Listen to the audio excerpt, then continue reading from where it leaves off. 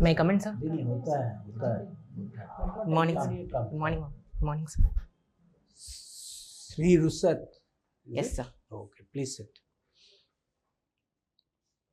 So you seem to be really very good in economics. Yes, sir. Okay. So,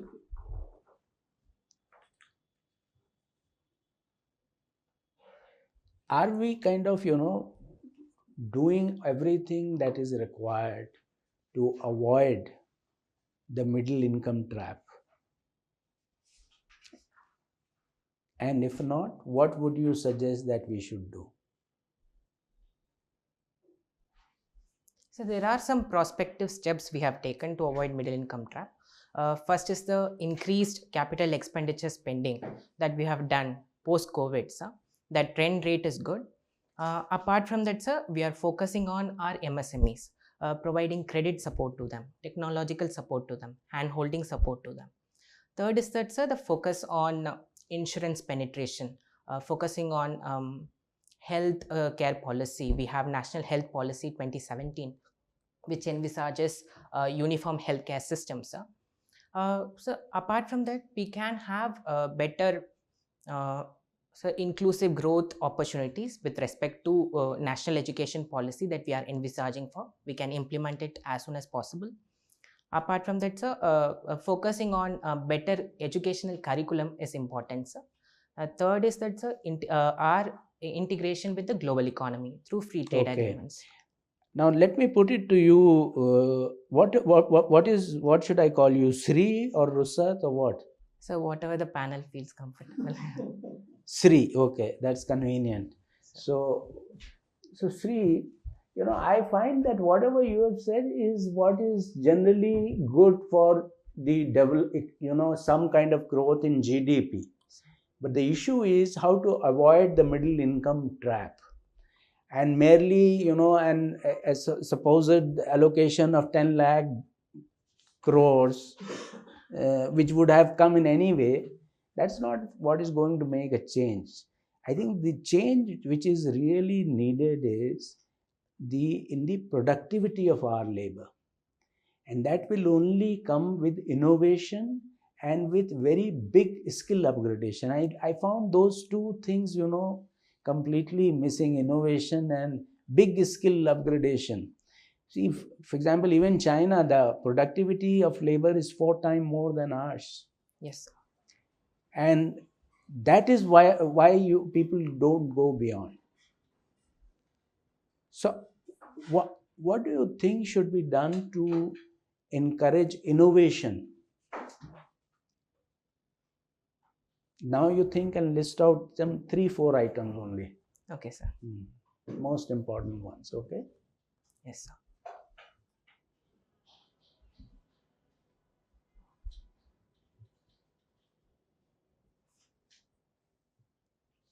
So first is that the legislative reforms, the intellectual property rights reform that we have had. We need to further make sure that we need to further simplify rules and regulations, make it easier for private innovation to take place, application of copyrights, trademarks, and other patent rights prospects. Okay. Number 1 is IPR reforms. Sir. Okay. So second is that the collaboration between business, academia, and our government, sir. That is second opportunity that we can use. So third is the international collaboration, sir.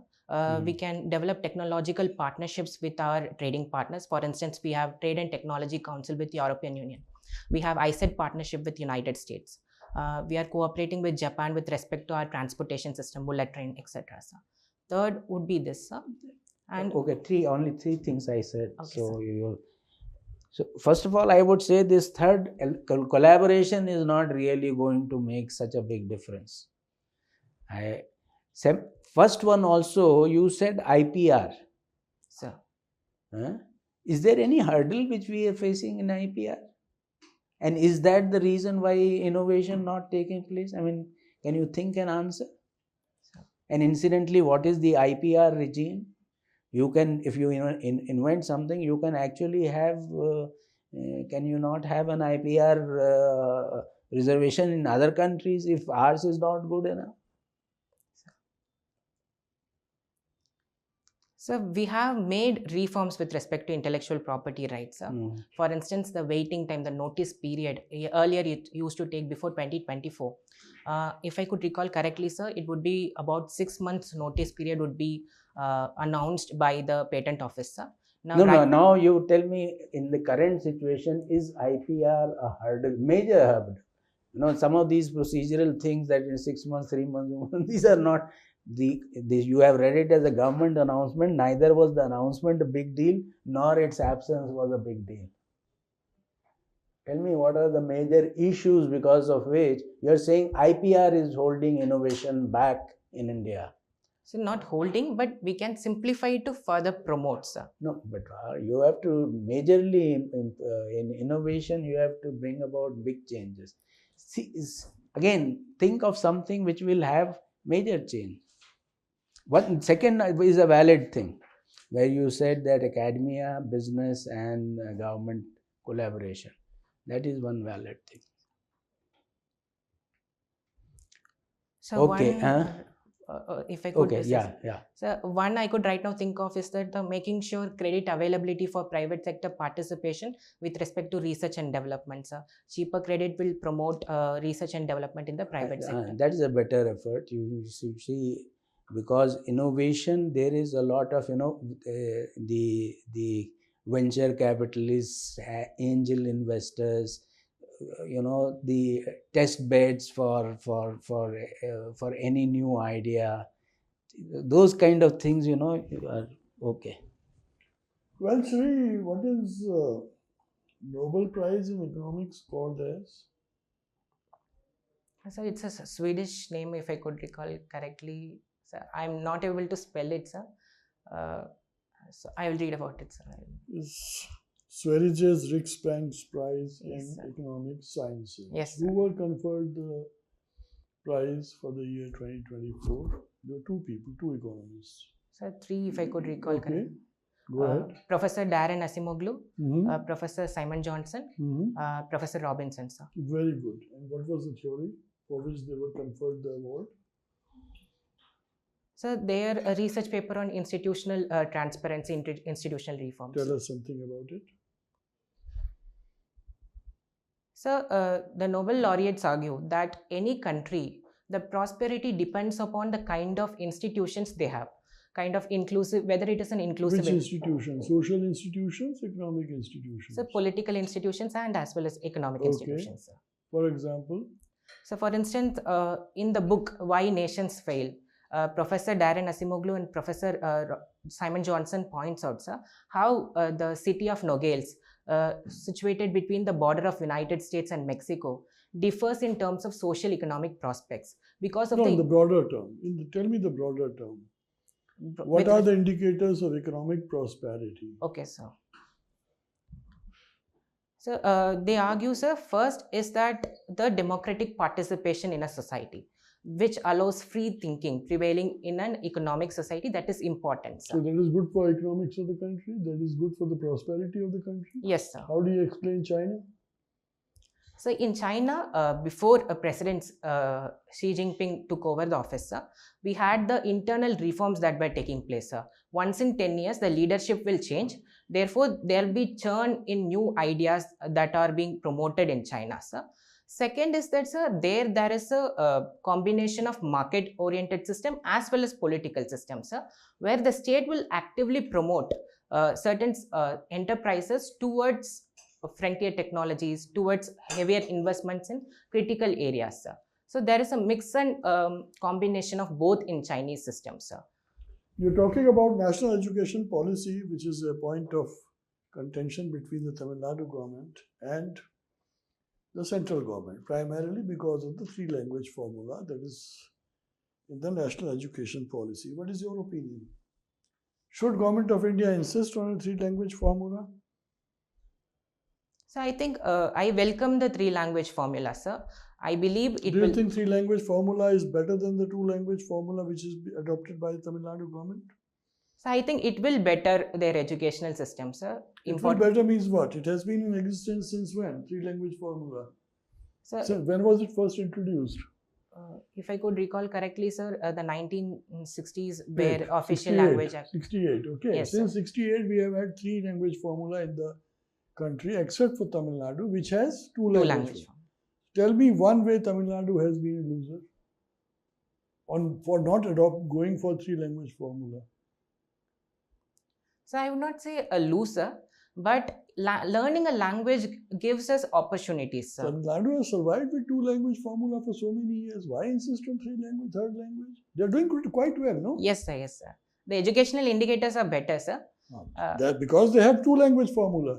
Why should government of India insist on a 3 language formula? So I will say it's a beg to differ, sir. It is not an insistence, but it is an insistence. They have stopped 2,000 crores for Samagra Shiksha Abhiyan funds. Yes, sir. Yes, sir.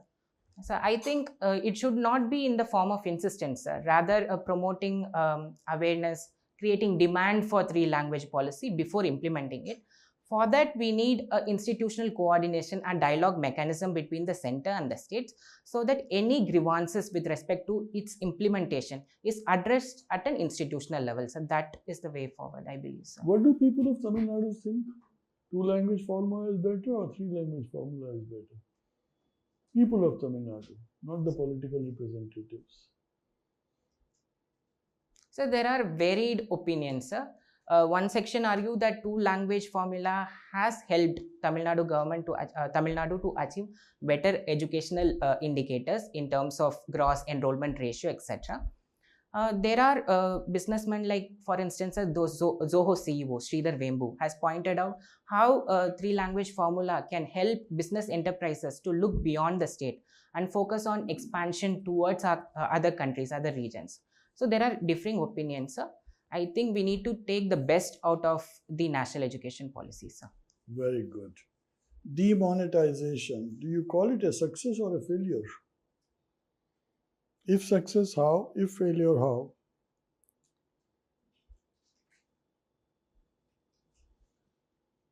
Sir, I would not call it as a failure, but it has not been able to achieve the objectives. What were the objectives? So first is to reduce the parallel economy, the black economy that was prevailing in the system. Second is that, sir, make sure that the digital economy prosper in the society. And so my last question. One biggest achievement of demonetization. One biggest achievement, sir. If you were to highlight one achievement of the demonetization process, what would it be? So the faster adoption of digital technology, yes, I would say. Thank you very much, sir. Okay. India has been losing a lot of high net worth individuals over the years. Why is that?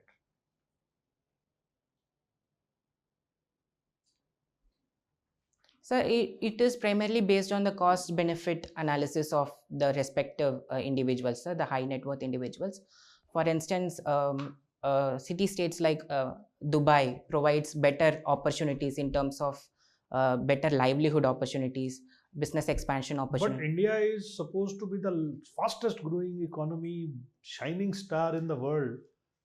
Why Yes. should people be leaving? Actually, they should be able to make more money in India. So it is not leaving per se, sir. It is a mobility. In terms of mobility, people still have their franchises, their branches in our country to utilize the domestic demand.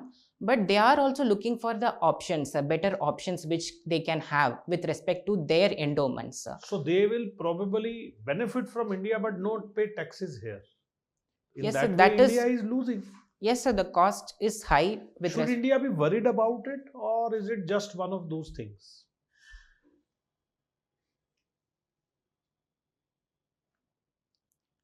So I don't see immediate worry with respect to leaving of high net worth individuals, but we can have look at our cost structures. For instance, the pollution level is often pointed out as a push factor for high net worth individuals to leave major cities of our country. We can look at those aspects, the social aspects, which will... Is it mostly social indicators, bad roads, pollution, or is it more to do with economic factors?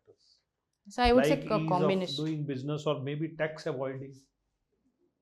I would say a combination of both social and economic issues that make the decision of high net worth individuals leaving our country. Right now, we can look at the low hanging fruits, sir. For instance, the pollution problem, better infrastructure. Is it a low hanging fruit, pollution problem? So it is so we can do, so we can better. For instance, the Beijing model is something that is often pointed out as. You brought in China in some respect earlier discussion. Tell me, why should we not be following China model? What's so great about India model? China has been much more successful. 30, 40 years ago, India and China were at the same level. Maybe India's per capita income was better than China. Yes, sir. So wouldn't it be actually advisable that India should go by China model of economy? Economic model, sir. Yes. Political and economic model, both. Because it is unqualified success so far. Sir, with respect to China model, there are positives, sir, that definitely India can learn from China. But blindly copying China model is not something that India can do, because Chinese society is a So what should we copy? What should we not copy? So first was their focus on socio-economic as well as physical infrastructure, sir. They have been over the period of time have consistently invested in their human resources. Okay, that is one thing. Yep. Second is the focus on frontier technologies, sir. Okay. So what we should do this. What should we not do?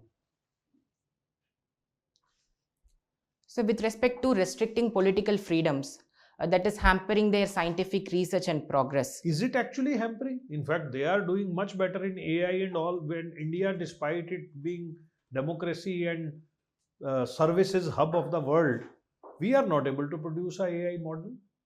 Sir, for every DeepSeek, there is a Alibaba, sir, where the chairperson has been for quite a few period of time. It is said that he was being kept under supervision. So what? The country is not lost. He may have lost his freedom. So for instance, the problem? financial technology, the Ant IPO, which is supposed to be released during that period, it could have given huge impetus to financial technology for China, sir, which India has utilized through UPI model. So I believe, sir, that restricting political freedom for achieving economic success is not something that India can envisage for. We are an open society, and we need to continuously embrace open debates about certain issues with respect to economy as well as Okay, I understand. Since you mentioned open society, my last question to you. Open Society Foundation.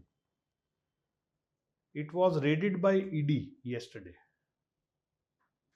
What do you know about it? Sorry, sir, I'm not. George Soros, have you heard? Yes, sir, George Soros. It is his foundation. Why is Indian government and George Soros at loggerheads? So it has been alleged that Open Society Foundation, backed by George Soros, is involving politically with respect to their own political. They have their own political preferences. Therefore, they indulge in such activities that promote their own political views in our society, arm twist the voters with respect to voting a particular political spectrum. That has been the issue, sir. Okay, thank you. Thank you, sir. RUSAT, Ma'am. please tell me what are the different issues regarding Indian FTAs? FTAs, ma'am. Yes.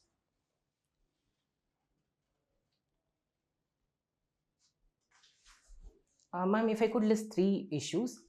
First is the agriculture issue, ma'am. Most of the countries is asking for open access to the agriculture market of a country.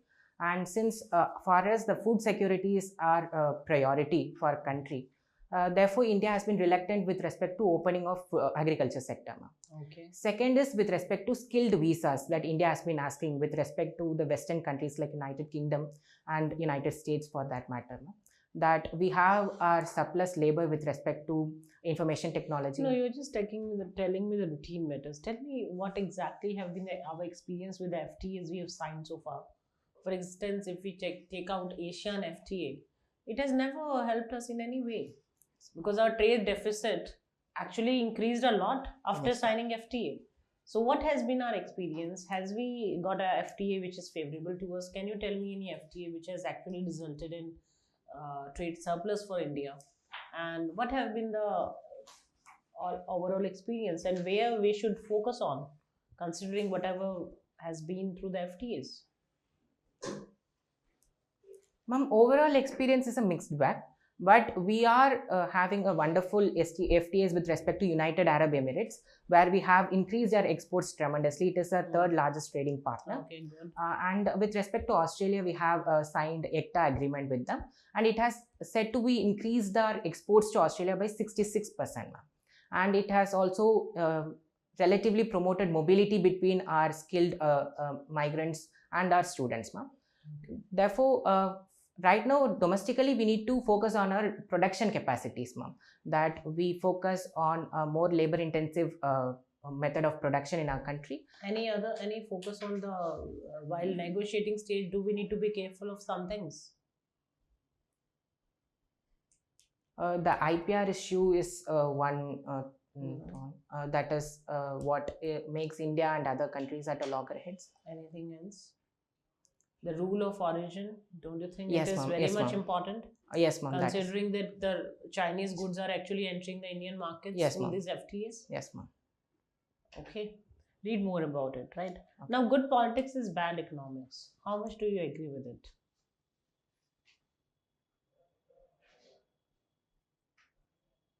Ma'am, I beg to differ on that perspective, ma'am. It is not so true with respect to good politics being bad economy. Politics is a mechanism wherein people of the country participate in a society.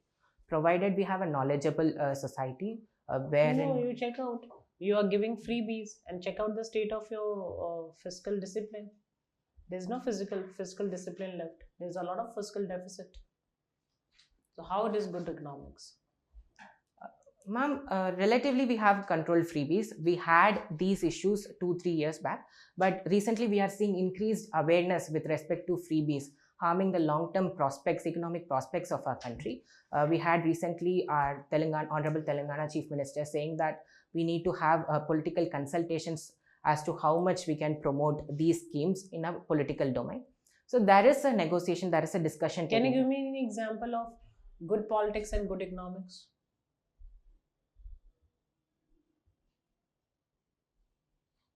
Ma'am, if I could take the example of Taiwan, how it has... in Indian context. You are saying in our country it's not the case. So give me an example to illustrate your point. Ma'am, I would take the state of Tamil Nadu as an example as for being good politics, being good economics. Initially, they are focused on socio-economic objectives of the state, ma'am. They promoted early education through midday meal schemes, promoted mobility by providing bicycles. They have constructed schools in the rural areas, the village areas. These have led to better human resource personnel for the country. Okay, got it. Now tell me, what should be our strategy? My last question to you. What should be our strategy vis-a-vis to escape the effect of reciprocal tariffs of USA?